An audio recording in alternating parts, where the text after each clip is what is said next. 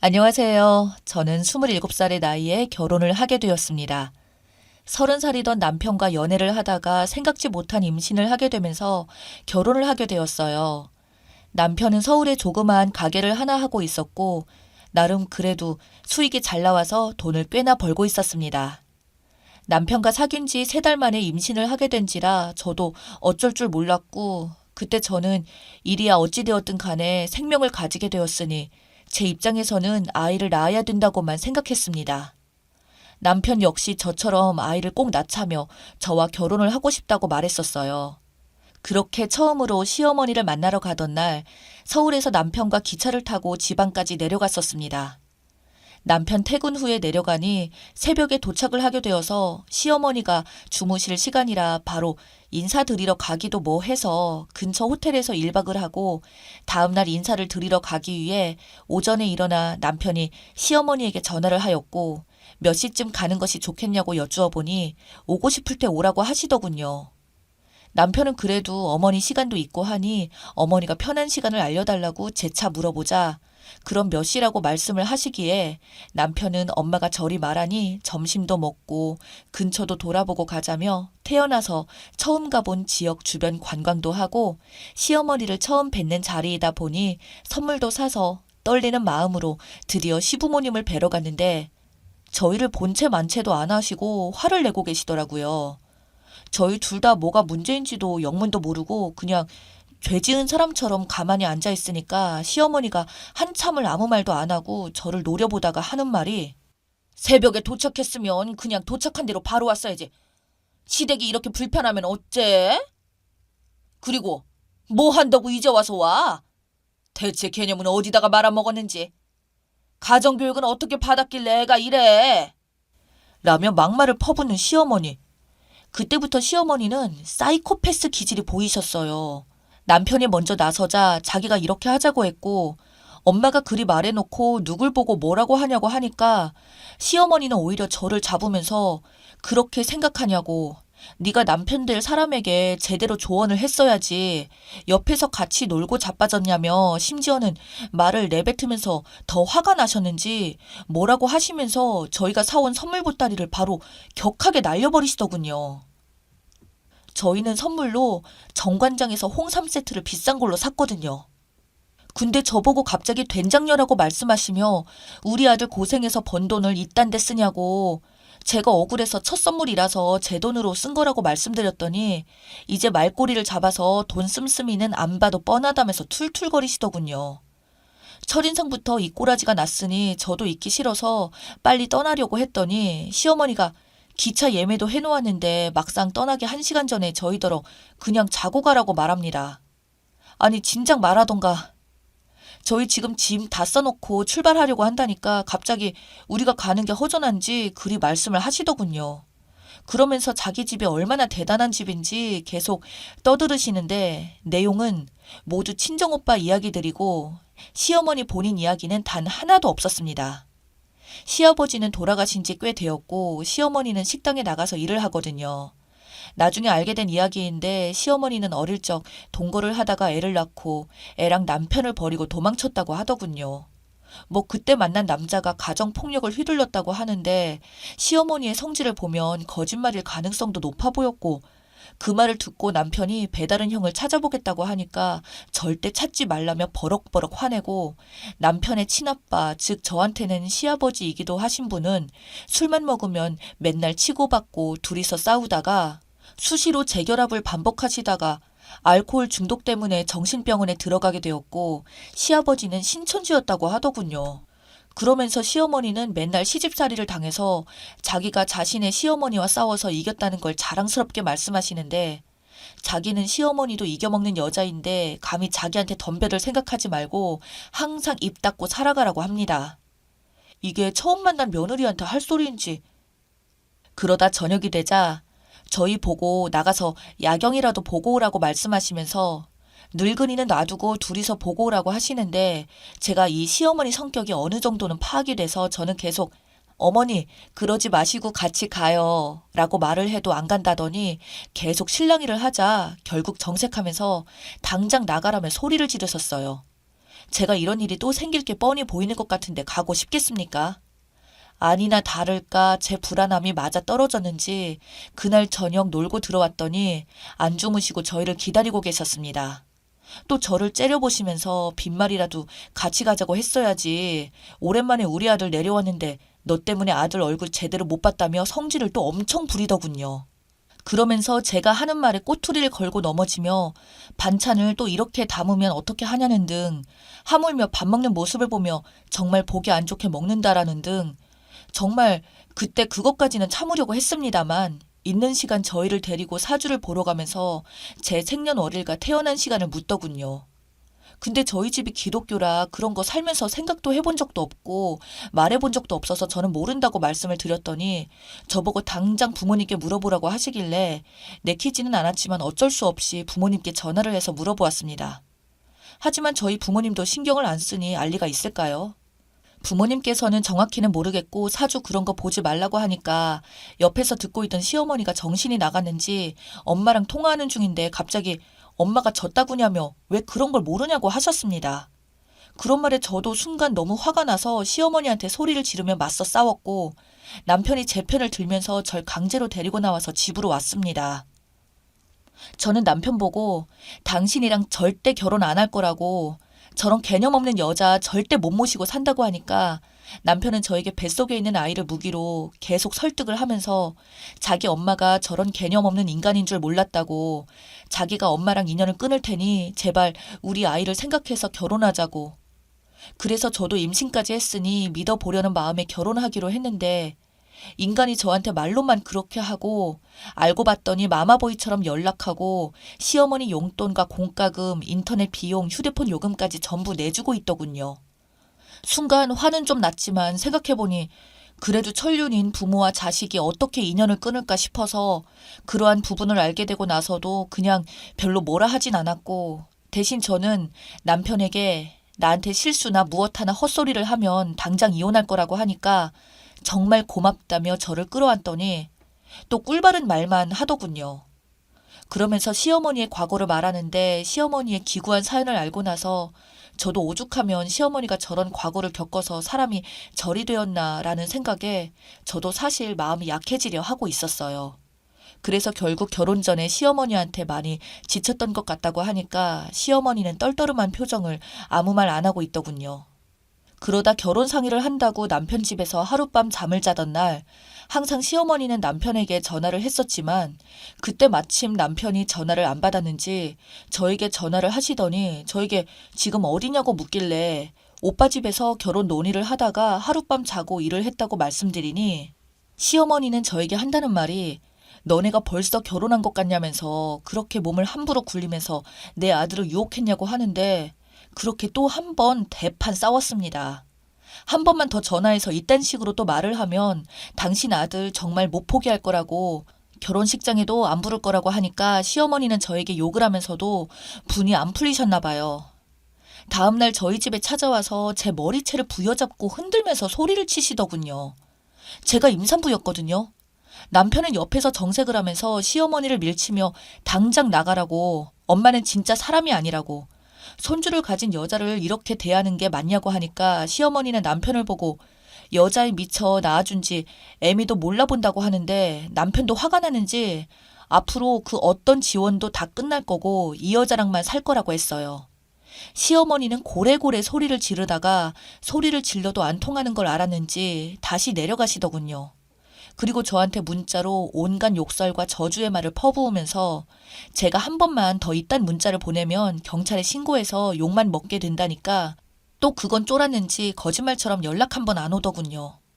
그런데 남편을 또 그렇게 괴롭혔나 봅니다. 여자에 미쳐서 애미를 버리고 잘 먹고 잘 사나 보자면서 저주스러운 말들을 얼마나 했는지 한동안 조용하길래 저는 별 문제가 없는 줄 알았는데 남편의 카톡을 본 저는 정말 기겁할 수밖에 없었어요. 좋기 수백 개나 되는 욕설들이 적혀 있었거든요. 대체 시어머니의 어린 시절은 어떻게 컸냐고 하니까 자기 엄마가 아픔이 많지만 자기는 더는 이런 엄마를 봐주면 안 되겠다고 생각이 들었다네요. 남편은 정말 굳은 결심을 했는지 시어머니에게 지원했던 금전적인 것들을 모두 끊고 진짜 결혼식 날 시어머니를 안 불렀습니다. 시어머니 전화 모두 차단하고 휴대폰 번호까지 바꿨어요. 신혼집 역시 남편이 살던 곳에서 나와 새로운 빌라로 이사를 했습니다. 그렇게나마 잠잠한 날이 유지될 거라 생각했었는데 어느 날 갑자기 시어머니가 경찰들을 동원해서 저희 남편이 감금되어 있는 것 같다며 집을 찾아왔더군요. 제가 남편을 꼬셔서 시어머니를 버리게 만든 사이비 종교에 다니는 미친 여자 취급을 했습니다. 저희 집은 기독교였거든요. 남편은 경찰들과 찾아온 시어머니에게 지긋지긋하다며 당장 나가라고 하니까 시어머니는 무릎을 꿇고 남편에게 빌면서 온갖 쇼를 다 하더군요. 아들아, 엄마야, 엄마 라고 소리를 지르는데 그때 상황이 진짜 경찰들도 난감했고 저는 정말 쪽팔려서 차마 고개를 들 수가 없었어요. 남편은 시어머니를 밀쳐내며 쫓아내자 좀 보기가 그래서 남편 보고 그만하라고 말리자 시어머니는 제가 갑자기 구세주처럼 보였는지 제 다리를 붙잡고 울면서 매달리더군요. 내가 너무 심했다며 한 번만 봐달라고 하는데 어찌 그 상황에서 제가 뿌리치겠습니까? 제가 시어머니를 일단 일으켜 세우려고 하자 남편이 엄마는 이래놓고 경찰들 가면 또 언제 그랬냐는 듯이 변하는 거 안다고 그냥 연기 그만하시고 돌아가라고 하니까 그때서야 시어머니는 그것도 안 통한다는 걸 느꼈는지 표정이 싹 바뀌면서 남편에게 말하기를 그럼 돈이라도 달라고 갑자기 생활비를 끊는 게 어디 있냐고 하더군요. 남편이 그건 제가 알 바 아니니 경찰들 보고 쫓아내달라고 말하고 결국 심지어는 자기에게 따라온 경찰 손에 붙들려서 나갔습니다. 그 후로 남편은 계속 마음이 쓰였는지 며칠 동안 잠도 못 자고 그러길래 그냥 생활비를 드리고 왕래만 하지 말자고 하니까 저한테 너무 미안하다며 그 뒤로 생활비만 주고 시어머니 얼굴을 안 보고 살은 지 벌써 4년이 지났네요. 하지만 그 4년이라는 세월이 지나서도 저의 불안감은 언제까지 저의 남편이 시어머니를 안 보고 지낼까 하는 이런 생각이 자주 드네요.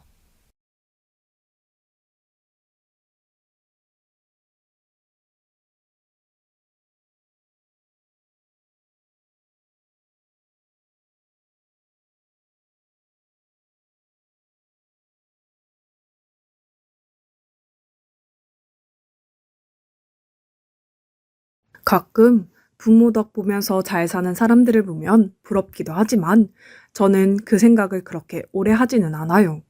저 역시 형편이 어렵고 부모 덕 못 본 사람 중 하나이지만 제 가슴에 묻어져 있는 상처를 생각하면 그렇게 쉽게 좌절하고 염세적인 생각에 빠져 있기가 힘들더군요. 오히려 더 열심히 어떻게든 운명을 이겨내야겠다는 생각에 악을 쓰며 매달리게 됩니다. 저는 이남 일녀 중 장남으로 태어났고 우리 집은 그럭저럭 무난한 상태의 형편을 유지하며 살아가는 곳이었어요. 아버지는 일을 하시고 어머니는 살림을 하시고 평범하기 그지없는 상태였고 제가 초등학교에 들어가 공부를 할 무렵만 해도 집에 큰일이 없이 잘 살아가고 있었는데요. 여동생이 태어나고 막둥이로 태어난 남동생으로 인해 집에는 그때부터 바람 잘 날이 없게 되었어요. 막내 동생은 태어나면서부터 심장이 상당히 약했고 어머니도 그때 난산을 겪으시면서 건강이 안 좋아지셨거든요. 게다가 막내 동생의 상태는 수시로 검사하며 관찰하지 않으면 안 되는 수준이었어요. 동생은 그렇게 점점 힘든 시간을 겪게 되면서 어찌어찌 달아가긴 했지만 아무것도 모르는 초등학생인 제가 봐도 몸이 일반 아기들 같지 않았어요.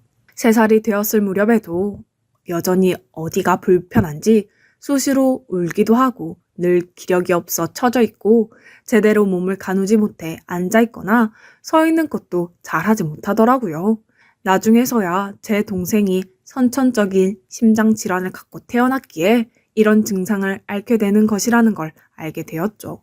몸무게도 거의 늘지 않고 자라는 동안 어머니가 몇 번이나 병원을 데리고 다니셨지만 그때마다 제대로 된 치료를 받기에 우리 형편은 부족했고요. 아무래도 막내가 누가 봐도 이렇게 이상한 상태로 아파하다 보니 집안 분위기는 말이 아니었어요.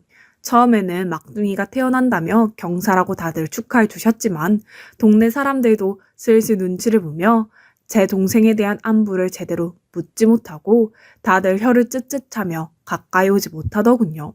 아마 무슨 말을 해도 늘 우울한 얼굴을 하고 있는 우리 어머니에게 위로가 될 리가 없었기에 그래서 다들 적절히 거리를 두고 어쩔 줄 몰라 했던 것 같아요.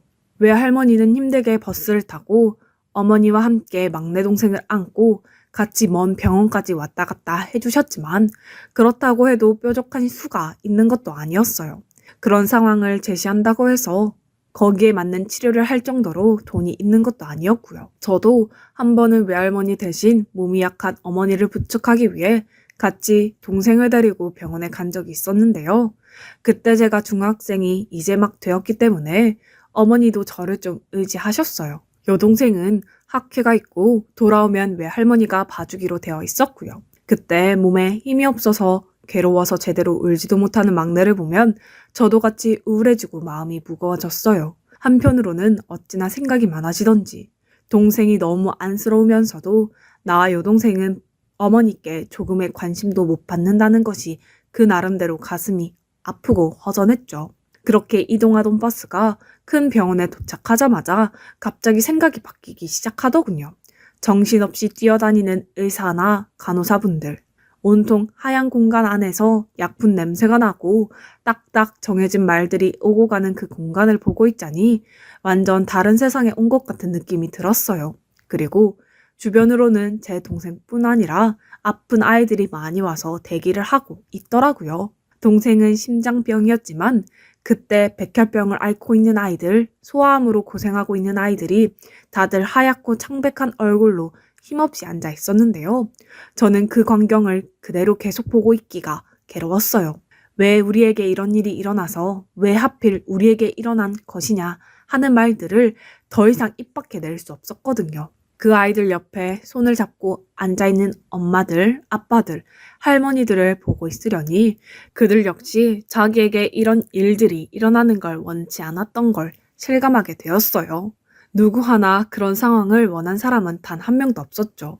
단지 어떤 이유로 인해서 원치 않게 그런 일을 겪게 되었고 싸우고 있을 뿐이었어요. 병원에서 만난 그 차가운 공기와 아이들의 기력 없이 힘들어하는 모습과 아이들보다 몸은 건강할지 몰라도 마음으로는 이미 완전히 기력이 쇠한 듯 보여지는 부모님들의 그 모습을 잊을 수가 없었습니다.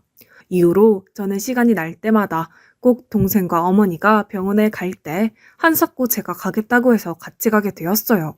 그러면서 분주하게 움직이는 의사 선생님들과 간호사분들을 진심으로 존경하고 의지하게 되었고 나도 의사가 되고 싶다는 생각을 하게 되었죠.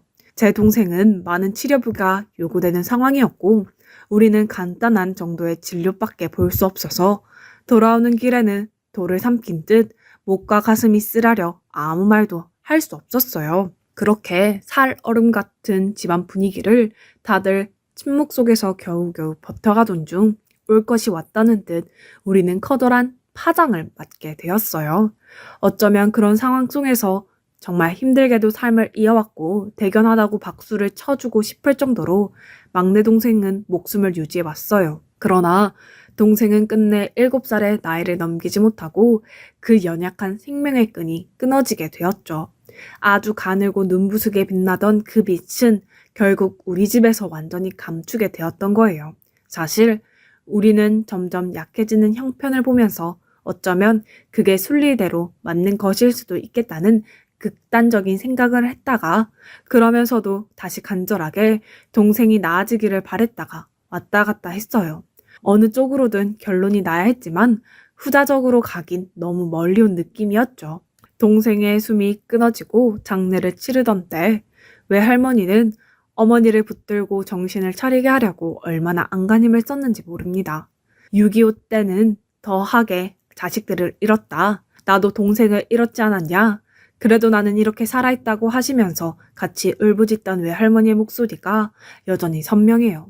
우리 가족은 그렇게 쓸쓸하게 동생을 보냈고 저는 1, 2년 정도 오가면서 보았던 병원의 풍경을 여전히 잊을 수가 없었어요. 의사가 되어서 나도 내 동생과 같은 아이들을 치료해주고 싶다는 야망이 큰 꿈이 잠깐 들어오긴 했지만 실제로 저는 공부도 잘못하고 소질도 없는 데다가 동생이 죽고 완전히 정신을 놓아버린 어머니 때문에 그렇게 여유롭게 공부만 할 수 없었죠. 여동생은 그나마 공부를 잘하긴 했지만 전혀 다른 진로를 생각하고 있었고 저는 그 이후로 고등학교를 졸업한 뒤 빠르게 돈을 벌여야 했답니다. 하지만 제 가슴 안에는 여전히 그때 보았던 병동의 아이들, 부모들의 표정, 병원에서 흐르던 차갑고 엄숙한 공기, 그리고 간절함이 섞여 강렬하게 부딪히던 그 시간들이 여전히 담겨져 있었어요. 학교 졸업 후 공장에 취직한 저는 그저 일만 열심히 하면서 아버지가 더 이상 돈을 벌 수 없어 기울게 된 가세를 바로잡기 위해 돈을 버는 대로 집에 보태기 시작했어요. 공장에서 일하다가 조금 자신이 생겨서 다른 취직처로 옮겨가게 되니 아주 조금 월급이 오르게 되어서 거기에 만족하며 열심히 벌게 되었답니다. 그나마 제가 일찍 취업 시장에 뛰어든 탓에 여동생까지는 집에 대한 부담을 덜고 무난히 공부를 하게 되었고 대학까지 다니게 되었어요. 우리 가족들은 정말 정신 똑바로 차리지 않으면 제대로 살아남기 힘들다는 분위기가 알게 모르게 형성되어 있었기에 여동생 역시 아르바이트를 하며 대학을 다니고 빠르게 취업을 했죠. 저도 어느덧 시간을 그렇게 보내다 보니 20대 후반이 되었고 적어도 그쯤에는 직장 생활이던 뭐던 하면서 자기 짝을 찾아가더군요. 하지만 저에겐 이런 상황들이 모두 쉽지 않았고 감히 엿보기도 힘든 세상처럼 느껴지더라고요. 그때 갑자기 우울증이 찾아왔던 것 같아요. 형편이 안 좋아서 애인 하나 만들지 못하고 결혼 생각도 할 수 없이 늘 불편하신 어머니와 술에 찌들어 있는 아버지를 등에 업고 있는 제 모습이 참 불쌍하게 느껴졌거든요. 그런데다가 생각은 점점 꼬리에 꼬리를 물고 형편이 좋지 않아 가정도 꾸리지 못하고 돈이 없어서 동생이 죽는 것을 지켜봐야 했다는 생각까지 이르게 된 것이었어요. 여지껏 그 생각을 제대로 마주하고 싶지 않아 늘 묻어두기만 했는데 한번 물꼬를 트니 마치 눈덩이가 되어 저에게 굴러오듯 엄청난 우울감과 두려움이 저를 압박해 오더군요. 그렇게 살지 말고 그냥 너도 생을 포기해라. 끝내버려라. 너까짓 게 계속 살아봤자 죽을 때까지 남들보다 못한 삶을 살아야 한다. 이런 이상한 소리들이 들려오기 시작했어요. 정말 이런 상태로 생각에 빠지게 되면 나까지 올가미에 휩쓸려 이상한 선택을 해버릴 수도 있겠다 싶어서 순간적으로 마음을 겨우 다시 잡고 누워있는 어머니를 붙들고 울먹이며 말을 했어요. 저도 무슨 생각이었는지 평소에 절대 하지 않을 말이었고 생각도 해본 적 없는데 그 말을 왜 했는지 모르겠어요. 그런데 이 말을 듣고 어머니는 몸을 가누지 못할 정도로 통곡을 하시더군요. 엄마, 저는 제 삶을 살고 싶어요. 영중이도 엄마 아들이지만 엄마는 나도 사랑하시죠?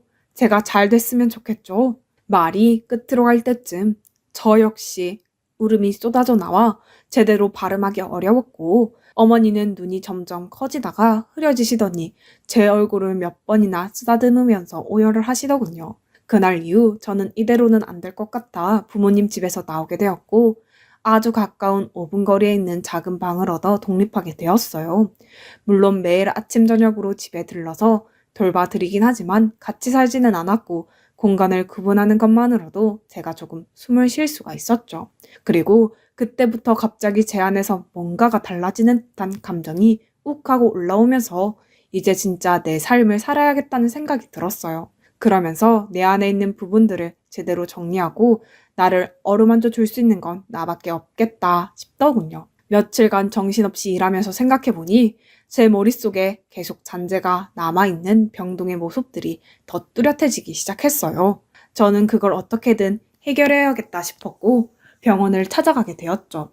왜 그랬는지는 모르겠지만 그때는 그렇게라도 해야 뭔가 내 안에 있는 구체적인 해결 방법을 만나게 될 것 같더군요. 그리고 저도 모르게 뭔가에 홀린 듯 혹시 여기 형편이 안 좋아서 치료가 힘든 심장병 어린이라든지 소아암 환자들이 있는지 묻게 되었어요. 병원에서는 이런 부분에 대해서 준비 없이 찾아온 저에게 조금 당황스러워하긴 했지만 며칠 연속으로 묻는 저에게 이런저런 이야기들을 하고 병동도 간접적으로나마 소개시켜 주더라고요. 그렇게 해서 아이들을 도울 수 있는 방법들을 전달받게 되었고 그 이후부터 제 인생은 아주 조금씩 양파 껍질이 벗겨지듯 마치 묵은 때가 벗겨지듯 변화가 생기게 되었어요. 뭔가가 확 좋아졌다든지 인생이 쭉 탄탄대로로 달렸다는 이야기가 아니라 그냥 제 삶의 방향을 좀 찾게 된 느낌이 들었습니다. 사실 예쁜 애인이 있거나 결혼을 생각하거나 가정을 꾸렸더라면 제 수입은 좀 더 안정적으로 더 모으고 계획을 구체적으로 세웠겠지만 왠지 저와 가깝지 않은 세상으로 느껴지더군요. 그냥 나는 내 나름대로 인생을 살고 거기서 합이 맞는다면 그런 대로 살아가는 것도 좋을 것이라고 결론을 내리게 되었죠. 이후로 여전히 제가 버는 돈에서 부모님이 살아가실 수 있는 기본적인 생활비를 보태면서 그 나머지 수입에서 70%는 무조건 심장병 아이들, 소아암 환아들에게 보태게 되었어요. 다른 병원들도 생각해봤지만 동생이 다녔던 병원이 아무래도 규모가 어느 정도 있는 편인데다가 거기에는 온 지역에서 오는 아이들을 볼 수 있었기에 좀 더 두루두루 쓰임을 받을 수 있길 원했어요. 그리고 제 직장과도 가까운 곳이었기 때문에 시간 날 때마다 들려서 아이들이 들어오고 나가는 모습을 잠깐이라도 볼 수 있었고요. 그렇게 하면서 저는 30대 초반에 시작했던 일들을 꾸준히 쭉 해오면서 나중에 수입이 좀 줄어들었을 때는 그때 사정에 맞춰가면서 15년 정도를 지원해오게 되었죠. 그 사이 부모님도 돌아가셨고 저도 어느덧 환갑의 나이가 되다 보니 혼자 작은 식당을 운영하면서 살아가고 있었는데요. 부족한 저의 협력으로 탄탄한 직업을 가지기는 어렵다 보니 여기저기 다른 직장을 다니고 옮겨가면서 돈을 벌어왔거든요. 물론 병동 아이들에게 수입 대부분을 지원하다 보니 저를 위한 돈이 많이 남지는 않았지만 그래도 40대 후반에는 꾸준히 적금해왔더니 그리 유명하지 않은 골목길에 아주 작은 식당을 낼 정도는 되더군요. 혼자 늙어가는 오빠가 안 되었는지 여동생도 가정이 어느 정도 자리가 잡은 후에 얼마를 빌려주기도 했고요. 나름 식당 일을 배우고 여기저기 일해본 경험을 더해서 잘하지는 못하지만 그럭저럭 운영을 해오고 있었는데요. 여유가 없는 상태에서 식당을 경영하다 보니 찾아오는 손님들이 어떤 분들이라고 해도 제 입장에서는 약자가 되어 모셔야 하는 부분이 있어 그게 늘 힘들 때가 있었어요. 특히 원래 술 취한 손님들을 대하기가 어렵긴 하지만 이때 찾아왔던 30대 정도로 보이는 무리들은 너무 힘들게 느껴지더군요. 딱 봐도 정치가 적었고 한쪽에만 있어도 괜히 신경이 쓰일 정도인데 얼마 되지도 않는 우리 테이블을 다 차지하려고 해서 초반부터 실랑이가 있었어요. 옆에 겨우 남아있는 한 테이블에 비슷한 또래 커플들이 식사를 하고 있었는데 그들에게도 위협적으로 느껴질 정도로 매우 험하게 술을 마셨고 밥을 무척 개걸스럽게 먹으며 아무렇게나 다니는 겁니다. 보다가 안 되겠어서 그 커플들에게는 죄송하지만 다음에 오시라고 식사값은 받지 않겠다고 했는데요. 안 그래도 긴장한 얼굴로 주변을 살피던 그 청년과 아가씨는 제 말에 한껏 더 눈치를 보더군요. 그러던 사이 갑자기 건달 한 명이 저에게 물컵을 던지면서 냅다 소리를 지르는 겁니다. 술 좀 더 가지고 와봐. 가게 술이 왜 이렇게 없어? 상황이 이렇다 보니 저도 더 이상 두고 볼 수는 없었고 물컵을 주운 뒤 그들에게 가서 달래듯이 말을 했어요. 그런데 제 말이 뭔가 신호탄이 된 마냥 이들은 더 가게를 난장판 치는 게 아니겠어요? 손님, 다른 분들에게 방해가 되니 그만 나가 주십시오. 돈은 받지 않겠습니다. 다음에 오세요. 어쭈, 나가라고? 이 영감이 미쳤나? 야, 너 내가 누군지 알고 이러는 거야? 내가 어디 가서 이런 대접 받을 사람이 아닌데 내가 끝장을 본다.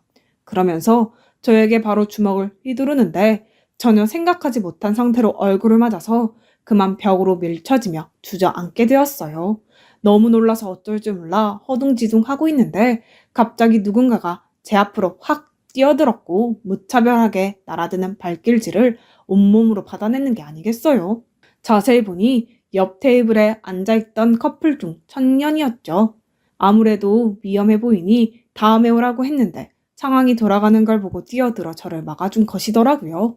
마음 같아서는 같이 일어나서 그 건달들을 야단내주고 싶었지만 60살이나 된 제 체력으로 혼자 덤비는 것과 네 5명이 덩치 좋게 덤비는 것은 싸움이 안 되었죠. 그런 와중에 같이 온 아가씨는 비명을 지르고 청년은 그 무리에게 둘러싸여 얻어맞고 저도 멱살을 잡히는 와중에 저희 집 근처에 있는 지구대에서 경찰들이 들이닥쳐 모든 상황이 순간적으로 멈춰지게 되었는데요.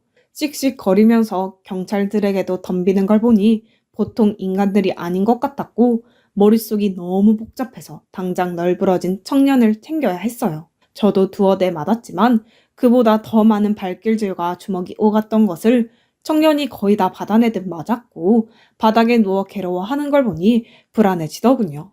바로 119를 불렀고 청년의 여자친구와 함께 병원으로 급히 가게 되었어요.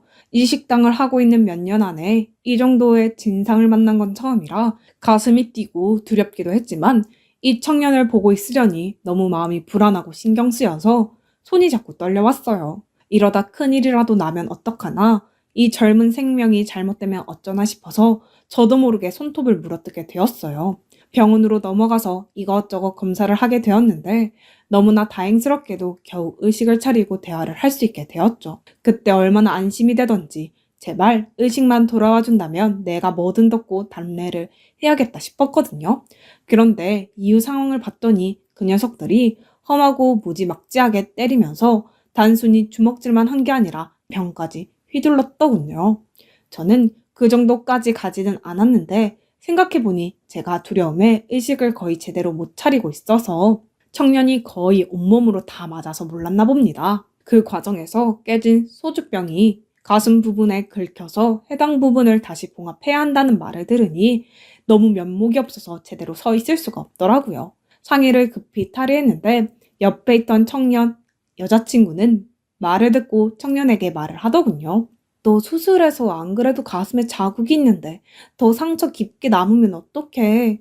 가슴에 수술 자국이 있다니 저도 이쪽으로 나름 정보가 있다 보니 머릿속으로 생각이 빠르게 굴러갔는데 한참 심장병을 앓고 마지막 수술을 받은 뒤 또 감염이 되고 문제가 얽혀 생을 마감한 동생 생각이 났어요. 물론 다른 이유도 있겠지만 제가 아는 지식으로는 심장병 수술을 했을 때 저렇게 자국이 남는다는 것 정도는 알고 있었거든요.